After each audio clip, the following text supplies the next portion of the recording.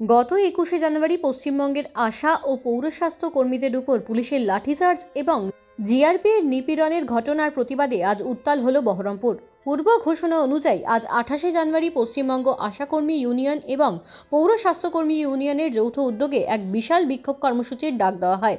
আন্দোলনকারী সংগঠনগুলির পক্ষ থেকে একগুচ্ছ দীর্ঘদিনের বকেয়া দাবি তুলে ধরা হয়েছে। তাদের প্রধান দাবিগুলি হল রাজ্য সরকারের নির্ধারিত ন্যূনতম মাসিক ১৪,০০০ টাকা মজুরি প্রদান, সমস্ত বকেয়া ইনসেন্টিভ অবিলম্বে মিটিয়ে দেওয়া এবং কিস্তিতে টাকা দেওয়া বন্ধ করা।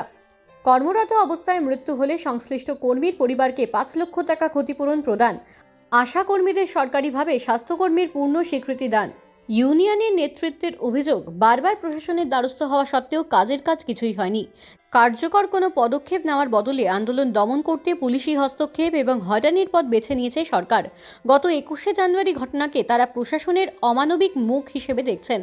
আজকের বিক্ষোভ সমাবেশ থেকে ইউনিয়নের নেতৃত্ববৃন্দ স্পষ্ট জানিয়ে দিয়েছেন যে তাদের ন্যায্য দাবি মানা না হলে আগামী দিনে এই আন্দোলন আরও বৃহত্তর রূপ নেবে। দাবি আদায় না হওয়া পর্যন্ত রাজপথ ছাড়বে না বলে হুঁশিয়ারি দিয়েছেন তারা। আজকের এই কর্মসূচির ফলে বহরমপুরের প্রশাসনিক চত্বরে ব্যাপক চাঞ্চল্য ছড়িয়ে পড়ে।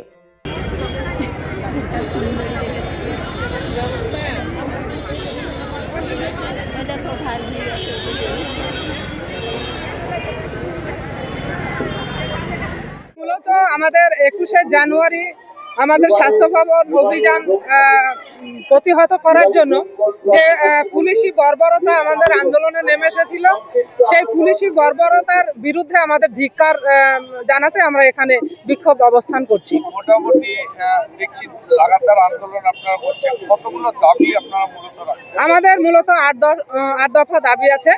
তো আমাদের মূল দাবি হচ্ছে আমাদের যে মিনিমাম ওয়েজ, আমাদের মূল ভাতা মানে সেটা বৃদ্ধি করে ১৫,০০০ টাকা করতে হবে। আমাদের ইনসেন্টিভ ভাগে ভাগে দেওয়া বন্ধ করতে হবে। এছাড়াও আমাদের যে ইনসেন্টিভ মাসে মাসে না দিয়ে সেটা ৪ মাস, ৫ মাস, ৬ মাস একদম বকেয়া রাখাটা একটা নিয়মে প্রায় পরিণত হয়ে গেছে। আমাদের দাবি আছে সেটা বকেয়া নয়, আমাদের প্রতি মাসেই প্রদান করা হোক। এবং আমাদের কোনো আশাকর্মী কর্মরত অবস্থায় যদি তার মৃত্যু হয়, তার পরিবারকে আমরা ৫ লক্ষ টাকা অনুদান দেওয়ার আমরা দাবি রেখেছি। এবং আমাদের ম্যাটারনিটি লিভ আমাদের ৬ মাস দেওয়ার দাবি রেখেছি। এছাড়া আমাদের সরকারি কর্মীর ন্যায় ক্যাজুয়াল লিভ এবং মেডিকেল লিভ দেওয়ার আমরা দাবি রেখেছি।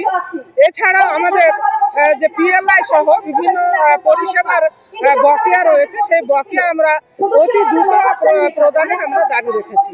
মূলত আমাদের এই সমস্ত দাবিগুলো আছে। আমরা এই পশ্চিমবঙ্গ আশাকর্মী ইউনিয়নের ছত্রছায়ায় পশ্চিমবঙ্গ গ্রামীণ আশা এবং পৌর স্বাস্থ্যকর্মী কন্ট্রাকচুয়াল ওনাদের মিলে প্রায় ৮০,০০০ স্বাস্থ্যকর্মী আছে।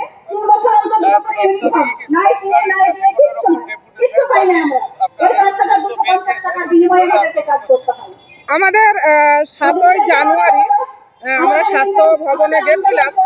সেখানে আমাদের সর্বোচ্চ স্বাস্থ্য আধিকারিক নারায়ণ স্বরূপ নিয়োগী, উনি আমাদের সঙ্গে বসেছিলেন আমাদের আশাকর্মী ইউনিয়নের প্রতিনিধিদের সঙ্গে।